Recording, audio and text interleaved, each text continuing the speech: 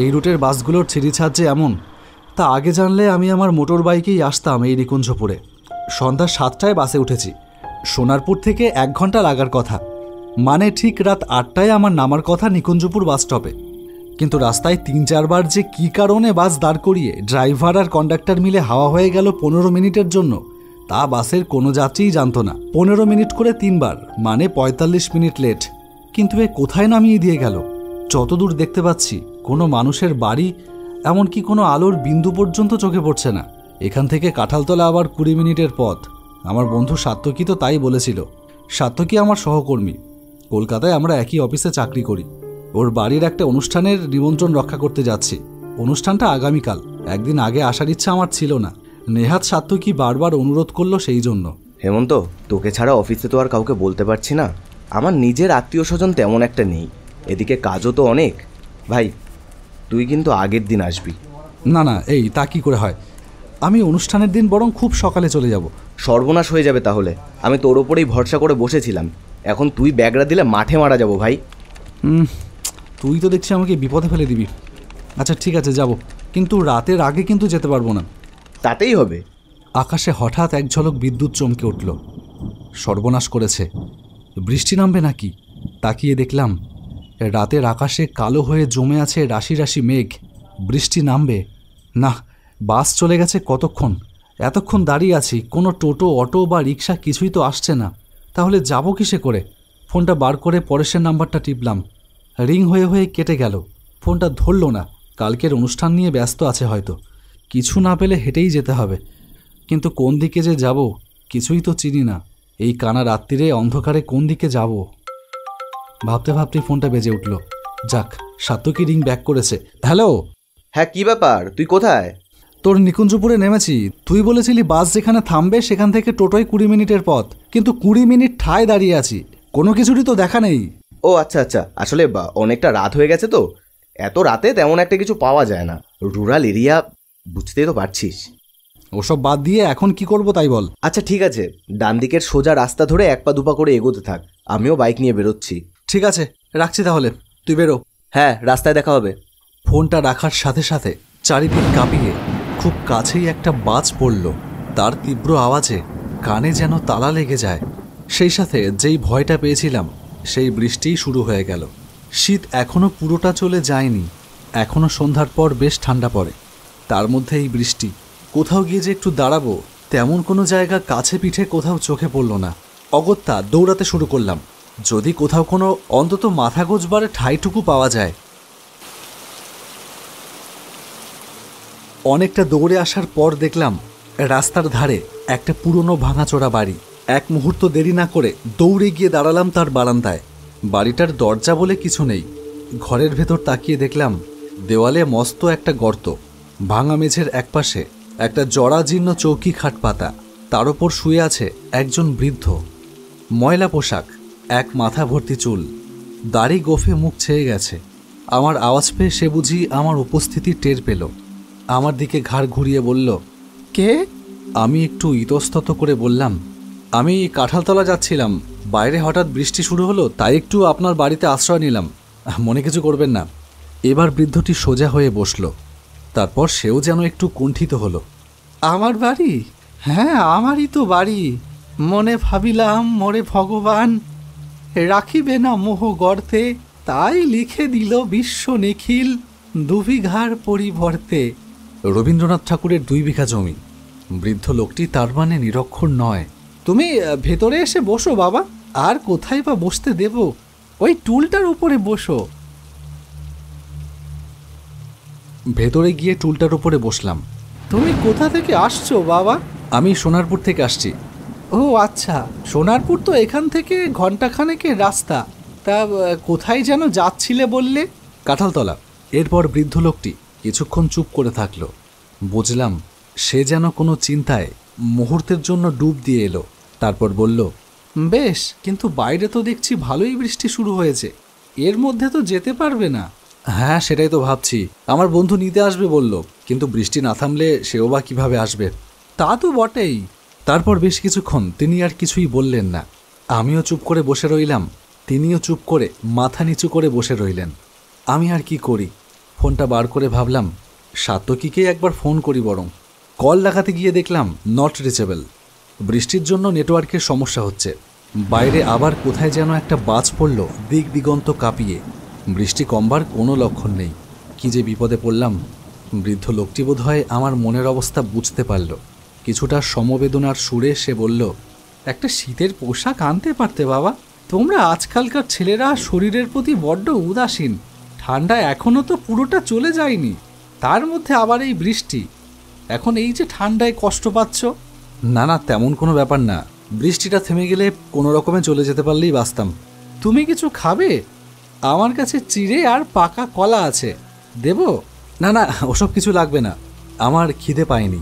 আমার এতক্ষণ পর মনে হলো যার সামনে এতক্ষণ বসে আছি তার সম্বন্ধে তো কিছুই জানলাম না এতক্ষণে। এই ভাঙাচোরা পোড়ো বাড়িতে এই বয়সের একজন মানুষ একা একা কি করছে? এনার কি আর কেউ নেই? জিজ্ঞেস করলাম, আপনি এখানে একাই থাকেন? হ্যাঁ বাবা, তাছাড়া আর কে থাকবে? আপনার আর কে আছে? আমি বোধহয় ভুল প্রশ্ন করলাম, কারণ আমার প্রশ্নটা শুনে বৃদ্ধর চোখে মুখে একটা চাপা কষ্টের রেখা ফুটে উঠল।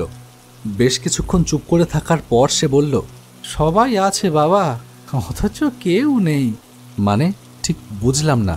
আমার একটা ছেলে আছে বাবা। আমার স্ত্রী মারা যায় আজ থেকে 25 বছর আগে ছেলেকে জন্ম দিতে গিয়ে। সেই থেকে মা মরা ছেলেটাকে আমি বড় যত্ন করে বড় করে তুলি। কোনোদিনও মায়ের অভাব বুঝতে দিইনি। পড়াশুনো শেখাই, মানুষের মতো মানুষ করে তুলি। শহরে তার ভালো চাকরি হয়। এখন তার আর বাবার দরকার নেই। জানো বাবা, সে নিজের হাতে ভাত মেখে খেতে পারত না, আমি খাইয়ে দিতাম। ঘুমের ভেতর যখন স্বপ্ন দেখে ভয়ে কেঁদে উঠত, আমি দুহাত দিয়ে বুকের কাছে জড়িয়ে রেখে দিতাম। এখন সে ভাত মেখে খেতে পারে। এখন আর স্বপ্ন দেখে কেঁদে ওঠে না। এখন আর তার বাবার প্রয়োজন নেই। তার সাজানো বাড়িতে বুড়ো বাবা এখন বড্ড বেমানান। তাই বাড়িতে আর বাবার জায়গা হলো না। ভালোই হয়েছে, কদিন পরে তার ঘরে নতুন বউ আসবে। সে এসে তো বলতোই যে বুড়ো বাবা আবার এক সংসারে থাকবে কেন। সে আঘাত আমি সহ্য করে বেঁচে থাকতে পারতাম না। তার চেয়ে নিজের ছেলে বাড়ি থেকে বার করে দিয়েছে। কষ্ট হয়, কিন্তু বেঁচে তো আছি বলো। বুকের ভেতরটা মোচড় দিয়ে উঠল। তার সেই পাষণ্ড ছেলেটাকে একবার দেখতে ইচ্ছে করছে। হাতের সামনে তাকে পেলে টুটি টেনে ছিঁড়ে ফেলে দিতাম। এই সমস্ত ছেলেদের বেঁচে থাকার কোনো অধিকার নেই। বৃদ্ধ লোকটি বলল, বাইরে বৃষ্টি মনে হয় অনেকটা থেমেছে। তুমি এই ফাঁকে বেরিয়ে পড়ো বরং। আর দেরি করলে আবার কখন জোরে নেমে পড়বে তার তো ঠিক নেই। দেওয়ালের ভাঙা জায়গাটা দিয়ে তাকিয়ে দেখলাম সত্যিই বাইরের বৃষ্টি থেমে গেছে। এখনই বেরিয়ে পড়া দরকার। উঠে পড়লাম। আচ্ছা তাহলে চলি, আপনার সঙ্গে আবার দেখা হবে। আমি কিন্তু আবার আসব। আর আপনাকে আমি এখানে এইভাবে পড়ে থাকতে দেব না, মনে রাখবেন কিন্তু। আমি কিন্তু খুব শিগগির আবার আসব। আমার কথাগুলো শুনে বৃদ্ধ একটু মৃদু হাসল। তারপর বলল, আচ্ছা বেশ, এসো বাবা। আমাকে মুক্তি দিতে পারলে আমিও তো বেঁচে যাই। আমিও তো মুক্তি চাই। যাও, তুমি বেরিয়ে পড়ো, আর দাঁড়িও না।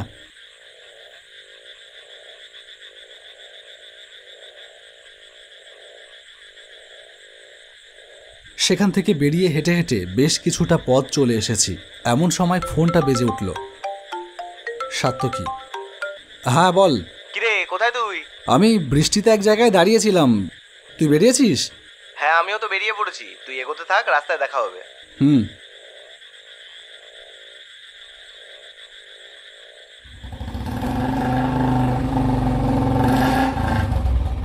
এতটা রাস্তা 45 মিনিট লাগলো, আর তুই বলেছিলি কি না 20 মিনিট। 20 মিনিটই লাগে। আমি তো বাইক আসতে চালালাম তাই। বৃষ্টির রাস্তায় এদিকে খুব পিছল হয়। নে আয় ভেতরে।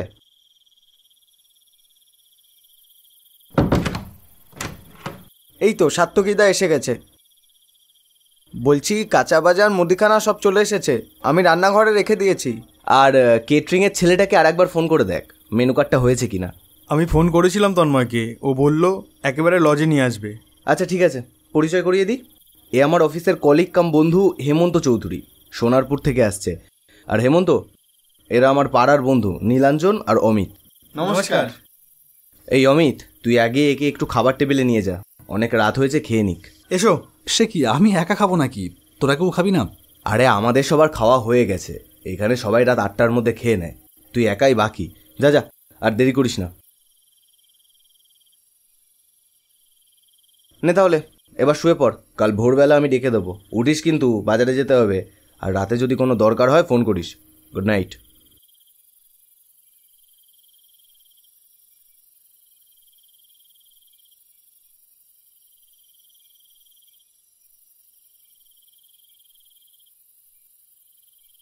আহ উফ আহ তীব্র পেটের ব্যথায় হঠাৎ ঘুম ভেঙে গেল মাঝরাতে।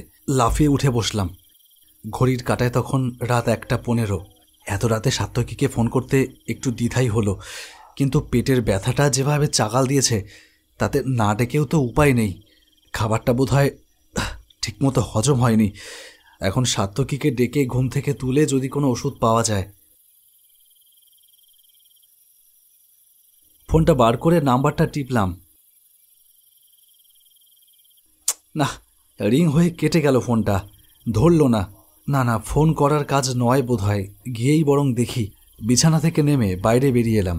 লম্বা বারান্দায় পরপর অনেকগুলো ঘর, এর মধ্যে কোন ঘরটা সাত্তকীর তা তো জানি না। অন্ধকারে হাতড়ে হাতড়ে একটা ঘরের দরজা ঠেলতেই সেটা খুলে গেল। ঘরের ভেতরে ঘুটঘুটে অন্ধকার। দেওয়ালের এক কোণে সুইচ বোর্ডটা চোখে পড়ল। সুইচ টিপে আলো জ্বালালাম।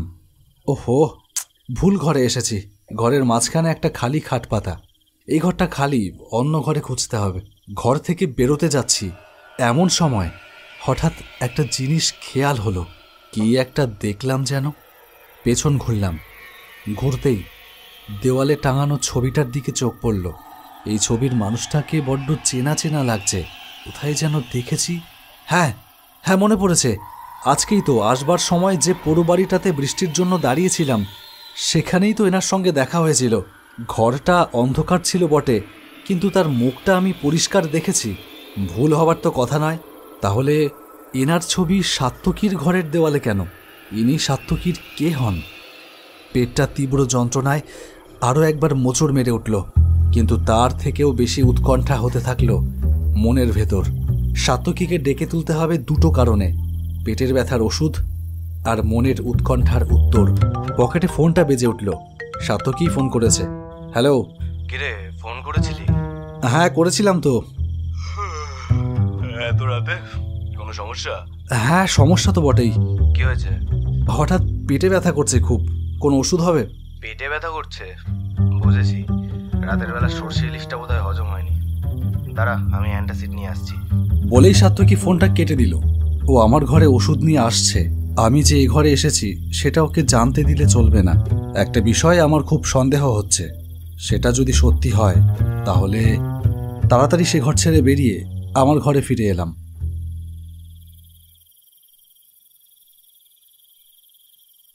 তার মিনিট খানিকের মধ্যেই সাত্তকী ঘরে এসে ঢুকল।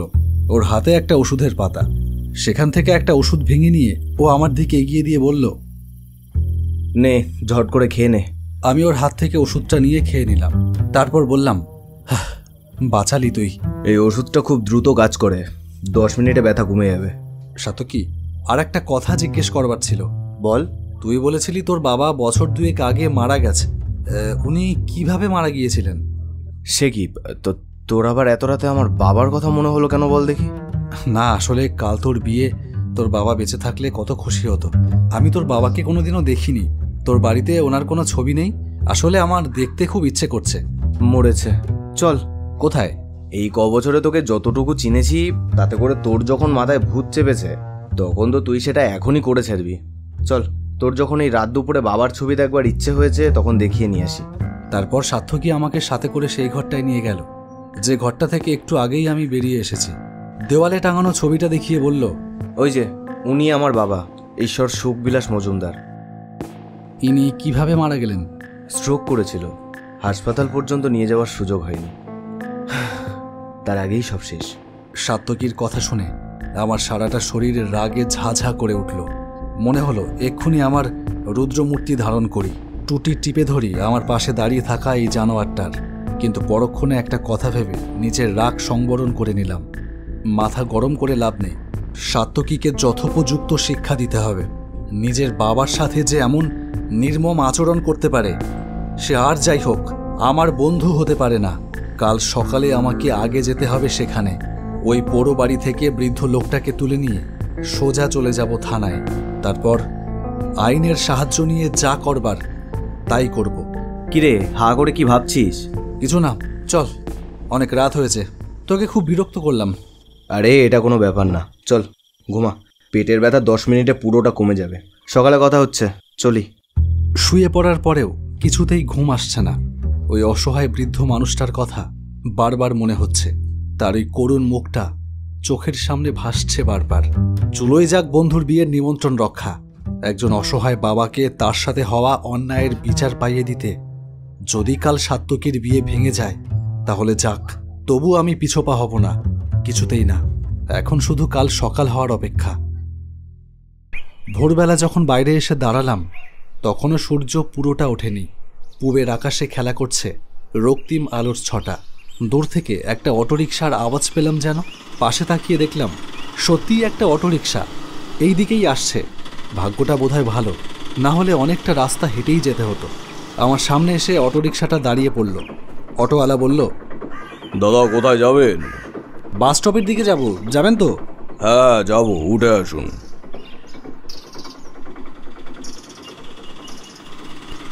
অটোয় উঠে বসতে অটোটা আবার চলতে শুরু করলো। অটোওয়ালা বলল, দাদা কি সাত্তকীর বিয়েতে এসেছেন নাকি? হ্যাঁ সেই রকমই। আপনি সাত্তকীকে চেনেন? হ্যাঁ চিনব না কেন, আমাদের তো এক পাড়াতেই বাড়ি। আচ্ছা সাত্তকী মানে আপনার কি হয়? আমার কিছুই হয় না, কলকাতায় আমরা একই অফিসে চাকরি করি, আমার অফিস কলিগ। ও আচ্ছা, তা দাদা এত সকালে কোথায় চললেন? নাম তো বলতে পারবো না, তবে বাস স্টপের আগেই পড়বে জায়গাটা। দাঁড়াও, এইখানে দাঁড়াও। এখানে নামবেন? হ্যাঁ, আপনার কত ভাড়া? ভাড়া তো 20 টাকা, কিন্তু আপনি এখানে কোথায় যাবেন? ওই যে পেছনে পোড়ো বাড়িটা রয়েছে ওখানে যাব। সে কি, ওখানে যাবেন? ওটা কি আপনি জানেন? না তা তো জানি না। কেন, ওটা কি? ওটা হচ্ছে নিকুঞ্জপুরের পুরনো শ্মশান। এখন আর ওখানে মরা পোড়ে না, এখন সদরের ইলেকট্রিক চুল্লিতে পোড়ানো হয়। আর ওই যে যেটাকে আপনি পোড়ো বাড়ি বলছেন, ওটা তো কোনো বাড়িই না, ওটা ছিল সব যাত্রীদের বিশ্রাম নেওয়ার জায়গা। আপনি এখন ওখানে কি করতে যাবেন? লোকটার কথা শুনে আমি হতভম্ব হয়ে গেলাম। শ্মশান? তাহলে কি রাত্রে আমি খেয়াল করিনি? হবে হয়তো। কি হলো দাদা বলুন, ওখানে এখন কি করতে যাবেন? হ্যাঁ, না মানে ওখানে আমার একজন কাছের মানুষ থাকে, তার কাছেই যাব। আপনার কাছের মানুষ? কি বলছেন দাদা, ওখানে তো আপনার বন্ধু সাত্তকীর বাবা থাকতো। সাত্তকী বাবাকে দেখতো না। চাকরি পাওয়ার আগে পর্যন্ত ওকে ওর বাবাই রোজগার করে খাওয়াতো। ওর বাবার বড় ব্যবসা ছিল, মানুষ হিসেবেও খুব ভালো ছিল। কিন্তু সাত্তকী চাকরি পাওয়ার পর বাবার ব্যবসা বাড়ি সব কিছু নিজের নামে করিয়ে নিয়ে বাবাকে বাড়ি থেকে বের করে দেয়। আমরা পাড়া থেকে ওনার থাকার খাওয়ার ব্যবস্থা করে দিয়েছিলাম, কিন্তু ওনার আত্মসম্মান বোধ ছিল সাংঘাতিক। কারোর দয়া উনি নিতে চাননি। তারপর থেকে শ্মশানের ওই ঘরেই থাকতে শুরু করে। শ্মশানে রোজ পুজো হতো, পুজোর প্রসাদ খেয়ে কোনো রকমে বেঁচেছিলেন। কিন্তু সদরে ইলেকট্রিক চুল্লি হওয়ার পর থেকে ওই শ্মশানটায় আর কেউ মরা নিয়ে আসতো না। পুজোর পাটও চুকে গেল। তার কয়েকদিন পর উনি ওই ঘরেই মারা গেলেন। কি করে মারা গেল তা কেউ জানে না, সে আজ থেকে বছর 2 আগের কথা। আপনি কি ওনার কথাই বলছিলেন? মানে উনি কি আপনার সেই কাছের মানুষ? আমি চুপ করে থাকলাম। লোকটাও উত্তর পাওয়ার অপেক্ষা না করে বলল, যাই হোক, ফার্স্ট ট্রেন ঢোকবার সময় হয়ে গেছে, যাই, আমাকে আবার স্টেশনে যেতে হবে। বলেই অটো নিয়ে চলে গেল। আমি মেঠো পথ বেয়ে নেমে এলাম সেখানে। হ্যাঁ, রাত্রে চোখে পড়েনি, এখন দেখলাম। চারিদিকে ভাঙা হাড়ি, পোড়া কাঠ, আর তার পাশেই অবহেলায় পড়ে আছে একটা পরিত্যক্ত চুল্লি। ঘরটার ভেতরে গিয়ে দাঁড়ালাম।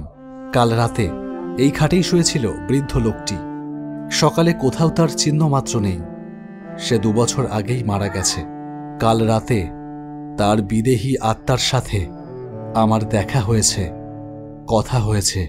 তাকে আমি তার অধিকার ফিরিয়ে দিতে পারলাম না, কিন্তু তার ব্যথিত আত্মার মুক্তিলাভের ব্যবস্থা আমি করব। আর সাত্তকীকে আমি আইনত আর কোনো শাস্তি পাইয়ে দিতে পারবো না। কিন্তু ওর প্রতি এখন থেকে আমার মনে জমা হবে এক পৃথিবীর যত ঘৃণা। বাইরে বেরিয়ে এলাম। চারিদিক তখন সকালের আলোয় ঝলমল করছে। কাল রাতে বলা বৃদ্ধ মানুষটার কথাগুলো বারবার কানে বাজতে থাকল। মনে ভাবিলাম মোরে ভগবান রাখিবে না মোহ গর্তে, তাই লিখে দিল বিশ্ব নিখিল দুবিঘার পরিবর্তে।